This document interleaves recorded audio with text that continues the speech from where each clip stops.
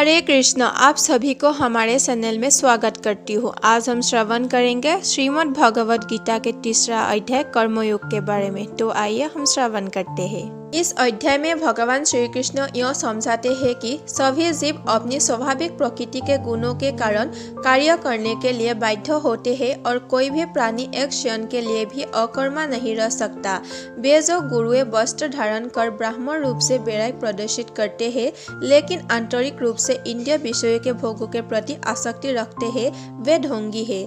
जो कर्मयोग का अनुपालन करते हुए ब्राह्मण रूप से निरंतर कर्म करते रहते हैं लेकिन उनमें आसक्त नहीं होते, वे उनसे श्रेष्ठ है। इसके बाद भगवान श्री कृष्ण इस पर बोल देते हैं कि सभी जीवित प्राणियों को भगवान की सृष्टि की व्यवस्था के अभिन्न अंग के रूप में अपने दायित्वों का निर्वहन करना पड़ता है। जब हम भगवान के प्रति आभार व्यक्त करते हुए अपने कर्तव्यों का पालन करते हैं तब ऐसे कर्म योग्य बन जाते हैं। योगों का अनुष्ठान वास्तव में स्वर्ग के देवताओं को प्रसन्न करने के लिए किया जाता है और वे हमें सांसारिक सुख और समृद्धि प्रदान करते हैं। ऐसे यज्ञों के कारण वर्षा होती है और वर्षा से अन्न उत्पन्न होता है जो जीवन निर्वाह के लिए आवश्यक है। वे जो इस संसार सृष्टि चक्र में अपने उत्तरदायित्व को स्वीकार नहीं करते, वे पापी है। वे केवल इंद्रिय सुख प्राप्त करने के लिए जीवित रहते हैं और उनका जीवन व्यर्थ हो जाता है। फिर आगे भगवान श्री कृष्ण कहते हैं कि स्वर्ग मानव जाति से भिन्न ऐसी प्रबुद्ध आत्माएं जो आत्मज्ञान में स्थित रहती है, वे शारीरिक उत्तरदायित्व का पालन करने के लिए बाध्य नहीं होती क्योंकि वे आत्मा के स्तर पर अपने उच्च दायित्व का निर्वहन कर रही होती है। हालांकि वे अपने सामाजिक दायित्व का त्याग कर देती है जिससे सामान्य मनुष्य के मन में असमझ की भावना उत्पन्न होती है जो महापुरुषों के पदचिन्ह पर चलना चाहते हैं। इसीलिए ज्ञानी पुरुषों को संसार के अनुसरणार्थ उच्च आदर्श प्रस्तुत करने के लिए बिना किसी प्रयोजन और व्यक्तिगत लाभ के लिए निरंतर कर्म करना होगा।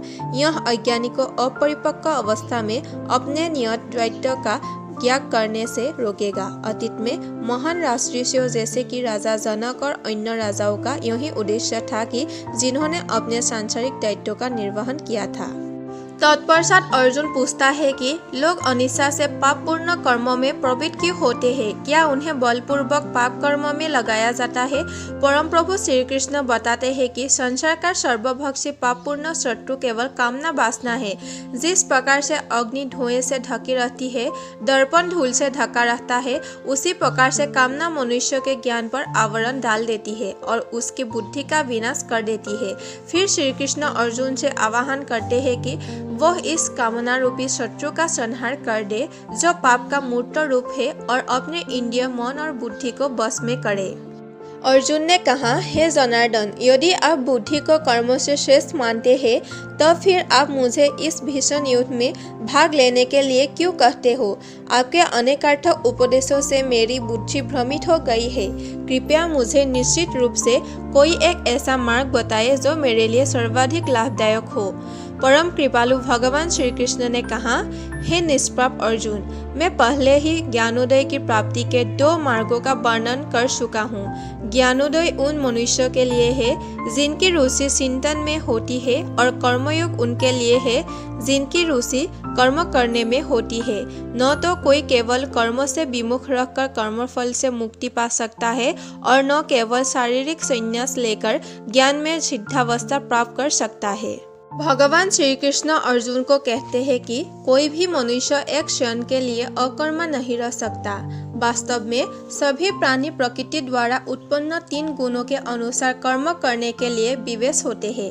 जो अपनी कर्मेंद्रियों के बाह्यघातों को तो नियंत्रित करते हैं लेकिन मन से इंद्रियों के विषयों का चिंतन करते हैं, वे निसंदेह स्वयं को धोखा देते हैं और पाखंडी कहलाते हैं।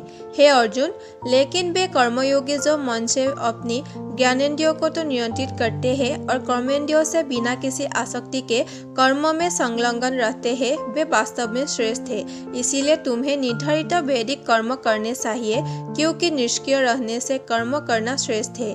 कर्म का त्याग करने से तुम्हारे शरीर का भरण पोषण संभव नहीं होगा। परमात्मा के लिए यज्ञ के रूप में कर्मों का निष्पादन करना चाहिए, अन्यथा कर्म इस भौतिक संसार में बंधन का कारण बनेंगे। इसीलिए हे कुंती पुत्र, भगवान के सुख के लिए और फल की आसक्ति के बिना अपने नियत कर्म करो। भगवान ने कहा है कि सृष्टि के आरंभ में ब्रह्मा ने मानव जाति को उनके नियत कर्तव्यों सहित जन्म दिया था और कहा, इन यज्ञों का धूमधाम से अनुष्ठान करने पर तुम्हें सुख समृद्धि प्राप्त होगी और इनमें तुम्हें सभी वांछित वस्तुएं प्राप्त होगी। तुम्हारे द्वारा संपन्न किए गए यज्ञों से देवता प्रसन्न होंगे और मनुष्य और देवताओं के मध्य सहयोग के परिणाम स्वरूप सभी को सुख समृद्धि प्राप्त होगी। तुम्हारे द्वारा संपन्न यज्ञों से प्रसन्न होकर देवता जीवन निर्वाह के लिए वांछित आवश्यक वस्तुएं प्रदान करेंगे, किंतु जो प्राप्त उपहारों को उनको अर्पित किए बिना भोगते हैं वे वास्तव में शोर है। आध्यात्मिक मनोवर्ती वाले जो भक्त पहले यज्ञ में अर्पित करने के पश्चात भोजन ग्रहण करते हैं वे सभी प्रकार के पापों से मुक्त हो जाती है, किंतु जो अपनी इंद्रिय तृप्ति के लिए भोजन बनाते हैं वे वास्तव में पाप अर्जित करते हैं। सभी लोग अन्न पर निर्भर है और अन्न वर्षा से उत्पन्न होता है। वर्षा यज्ञ का अनुष्ठान करने से होती है और यज्ञ निर्धारित कर्मों का पालन करने से संपन्न होता है।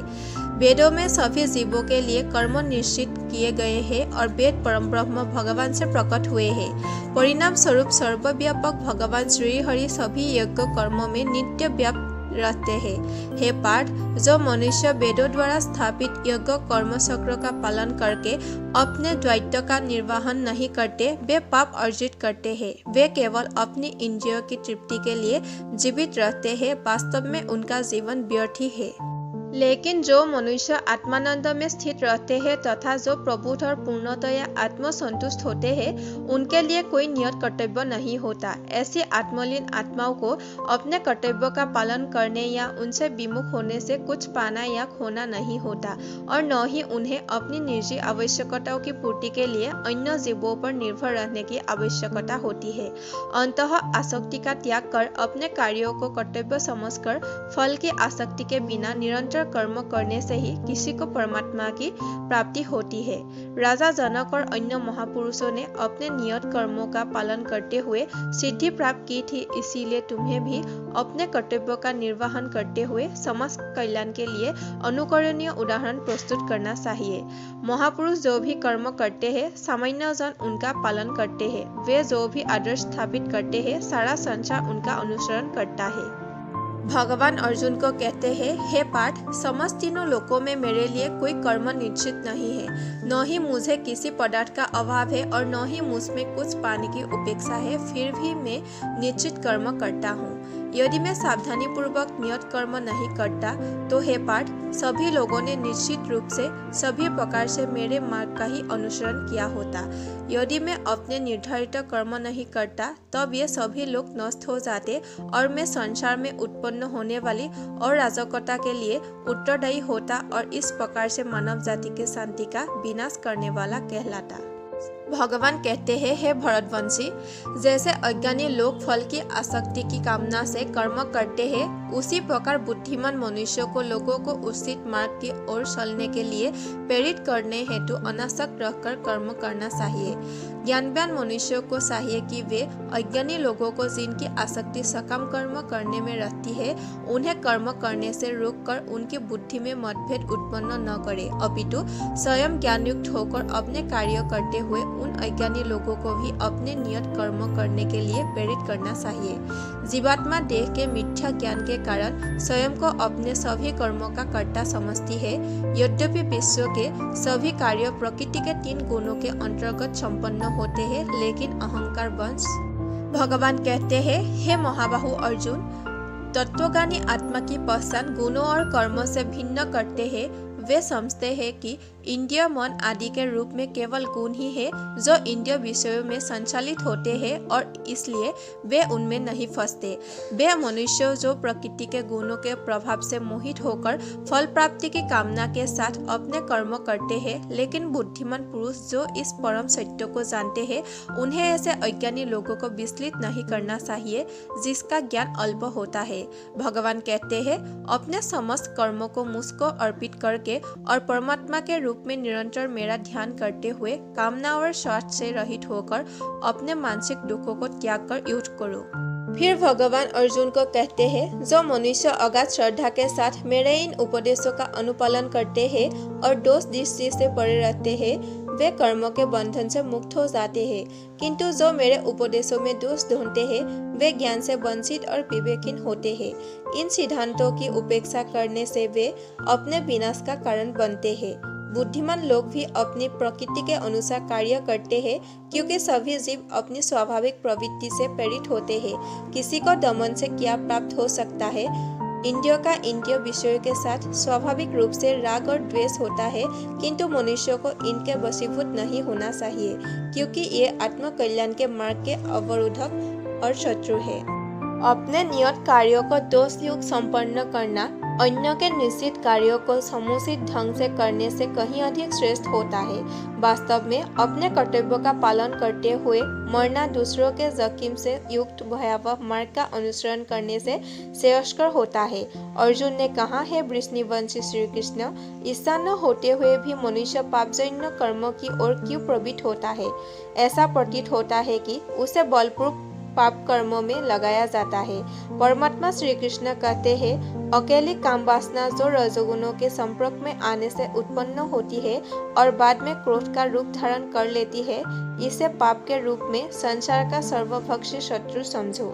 जैसे अग्नि धुएं से ढकी रहती है, दर्पण धूल से आवृत रहता है तथा भ्रूण गर्भाशय से अप्रकट रहता है, उसी प्रकार से कामनाओं के कारण मनुष्य के ज्ञान पर आवरण पड़ा रहता है। हे कुंतीपुत्र, इसी प्रकार ज्ञानी पुरुष का ज्ञान भी अतृप्त कामना रूपी नित्य शत्रु से आच्छादित रहता है, जो कभी संतुष्ट नहीं होता और अग्नि के समान जलता रहता है। इंद्रिय, मन और बुद्धि को कामना की प्रजनन भूमि कहा जाता है, जिनके द्वारा यह मनुष्य के ज्ञान को आच्छादित कर लेती है और देहधारियों को मोहित करती है। इसीलिए है भरतवंशियों में श्रेष्ठ, प्रारंभ से ही इन इंद्रियों को नियंत्रण में रखकर कामना रूपी शत्रुओं का वध कर डालो, जो पाप का मूत्र रूप तथा ज्ञान और आत्मबोध का विनाशक है। इंद्रिया स्थूल शरीर से श्रेष्ठ है और इंद्रियों से उत्तम मन, मन से श्रेष्ठ बुद्धि और आत्मा बुद्धि से भी परे है। भगवान श्री कृष्ण कहते हैं, इस प्रकार हे महाबाहु अर्जुन, आत्मा को लौकिक बुद्धि से श्रेष्ठ जानकर अपने इंद्रिय, मन और बुद्धि पर संयम रखो और आत्मज्ञान द्वारा कामरूपी दुर्जय शत्रु का दमन करो। आज का श्रीमद् भागवत गीता के तीसरे अध्याय कर्मयोग यहाँ पर ही समाप्त होता है। आशा करती हूँ कि आज का वीडियो आप लोगों को जरूर अच्छा लगा होगा। वीडियो को लाइक, शेयर, कमेंट कीजिएगा, चैनल को सब्सक्राइब कीजिएगा। फिर मिलती हूँ एक नया वीडियो के साथ। धन्यवाद।